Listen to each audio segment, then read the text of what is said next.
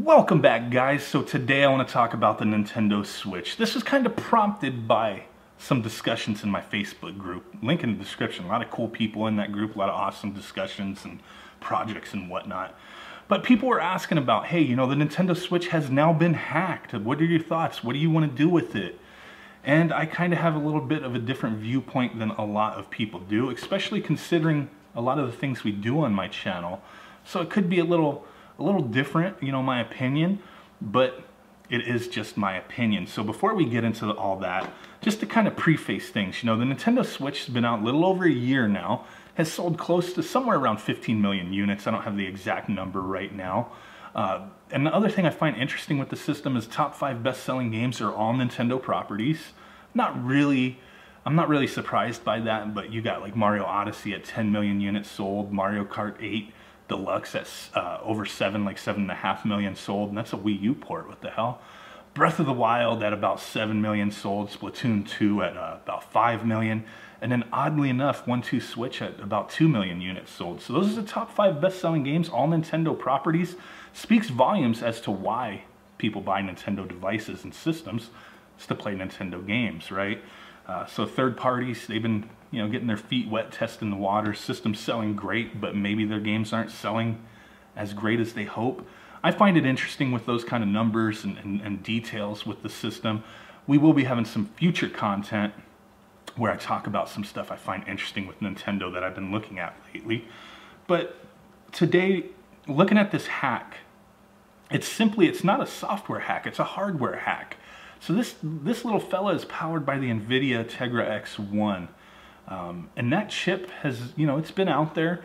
And from what I understand and what I've seen, there's been some devices that use that chip that have been exploited in the past, and the companies have discontinued them without really saying anything, moving forward with hardware revisions. So Nintendo's kind of in a weird place right now. They have not publicly addressed this, and I really don't think they will. Nintendo typically doesn't bring up those kind of things. Like, you can always report exploits to Nintendo and all that. They have like some kind of, if I recall, maybe I'm wrong, but I'm pretty sure they have some kind of bounty thing with exploits and stuff with their systems. But Nintendo's in a unique position right now. There's some strange things and some interesting things that people are going to be able to do with this, with the hack, and that have been shown, running Linux on it. I've seen that they got Dolphin, the emulator Dolphin running, playing GameCube games decently well on this system. Running emulators, homebrew, installing, apps that don't necessarily belong on the device, stuff like that. But a lot of people, I'm sure, are super excited to be able to play maybe those top 5 selling games. Maybe not 1-2 Switch, forget that nonsense, but maybe the rest of them. I think a lot of people are going to be looking forward to being able to play some of those $60 games on this device for free.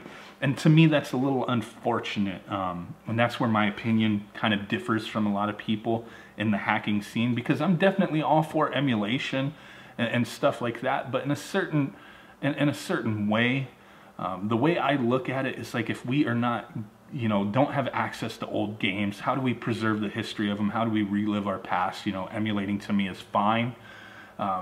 Typically, I don't judge anybody. I don't care what you emulate, what you pirate, stuff like that. But we do find it pretty interesting with certain things. And a lot of the discussions in my group were bringing up, like, hey, there's been consoles in the past that were hacked in their lifetime, that were pirated and whatnot, when they were commercially available. And some of those systems weren't really affected by that. The biggest one that people say, and people may dispute this or not, but a lot of people do say piracy killed the Sega Dreamcast. That system was exploited from the get-go. There's no software, piracy protections, nothing. Burn your discs, pop them in, play these games for free, you know what I mean? So there's a lot of people copying games, doing stuff like that, and that might have ultimately led to the downfall of the Dreamcast, which was an awesome system. I would not want to see that happen to the Switch, but after thinking about this over the past couple days, I really don't think that's going to happen with this. With how many units have been sold of this system, and the reason, the reason I bring up the top 5 best-selling games kind of goes into my point a little bit with some of my thoughts, is that people buy Nintendo systems for Nintendo games for the most part. Nobody's buying a Nintendo Switch to play Doom. Nobody's buying a Nintendo Switch to play Skyrim. I mean, those are awesome games, but they're not system sellers. They've been available, they've been out there. A lot of these third-party games that are coming to the Switch, they're not games that people are buying the system for. They're buying the system for Mario, for you know, Smash Brothers in the future, Pokemon in the future, stuff like that. People buy these systems for Nintendo properties, and third parties have kind of fought with that a little bit and have had limited success on Nintendo consoles due to a lot of varying reasons. And I really think with this hack, this exploit becoming available and people figuring it out and understanding how it works, it's definitely going to be used for piracy. It definitely will. But in the long run, I don't know that that will necessarily kill Nintendo on this. Will it affect them? Maybe, but I think it's going to affect us more so. And the reason I believe that is that, like I said, Nintendo's not addressed this, but they are fully aware of it. They've been aware of this before the public was aware of this. And they are definitely going to be working on hardware revisions.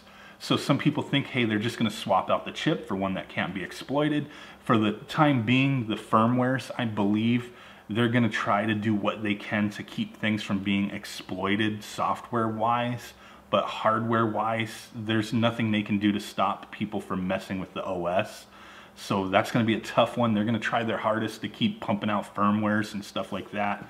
And, you know, more power to them, whatever they got to do. But I think what is ultimately going to happen is that, yeah, I believe they're going to put out a hardware revision with a new chip to stop, you know, this hardware hack. But also I strongly believe this, that just like the 3DS,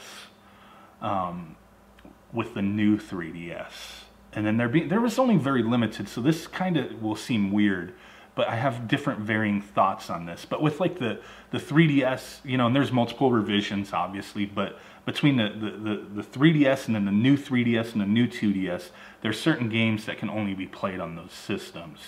Only a handful, like Minecraft, and I know I have them down here. Xenoblade Chronicles, that kind of thing. I think there's only a handful of games that can only be played on the new versions of the system. And I have a feeling that Nintendo is going to do something to entice people to rebuy their system. Because they've done that so many damn times already with their handhelds. And no matter what you say, this is a handheld. This is a handheld that can be docked and played on your TV. Don't get twisted. This hybrid system, we all know that. And to me, ultimately, this is a handheld device. So I don't think this is going to be immune from, you know, these kind of crazy hardware revisions that Nintendo's done in the past with their handhelds.